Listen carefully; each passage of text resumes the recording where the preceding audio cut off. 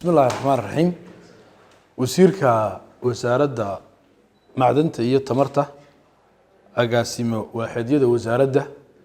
iyo hanti jire consultant ba markuu koobaad waxaan ku salaamayaa team ka socda salaanta islaamka wassalaamu calaykum waraxmatullaahi wabarakaatu maanta waxaanu soo xureynaa tababar muddo 2 wiiga inooga socday hoolka wasaaradda macdanta iyo tamarta oo aynu ku buraynay sida loo sameeyo amaba qorshayaasha amaba istiraatiijiyadaha sida loo sameeyo institutionada agaasimo waaxyada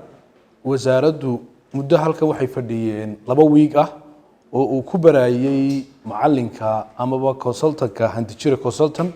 runtii anoo ku hadlaya afka wasaaradda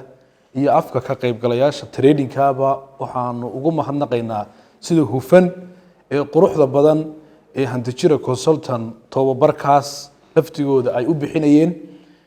iyo sida agaasimo waaxidaduba punctuality-ga fiican runtii ay uga soo qayb galeen ba labaduba waxay ku tusaysaa labada dhinacba inay commitment-koodu runtii u fiicnaa oo qoladana ay u diyaar ahayd in ay waxna baraan inaguna runtii aynu u diyaar ahayn inaynu cilmiga runtii ay hayaan ayna dheer yihiin runtii aynu kala hadno arintana faa'iidada ka dambaysa markii wasaaraddu ay aragtay runtii amaba marka la sameynayo qorshe amaba istiraatiijiyad inta badan qof consultant baa la hayr gareeya dadna qofkaasi intuu meel uu la galo ayuu soo sameeyaa qoraal amaba buug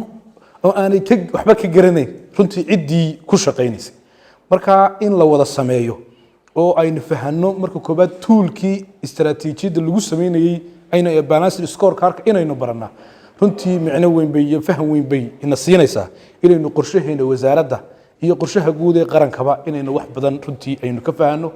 marka si fudud bay wasaaraddii team leaderkii wasaaradda ee wasiirku ugu horeeyo iyo agaasimo waaxyadii iyo shaqaalihiiba runtii ay iskula jaan qaadi karaan si fiican objectiveskii laga lahaa ama ujeedii wasaaraddan loo aasaasay runtii ay uga mara dhalan karaan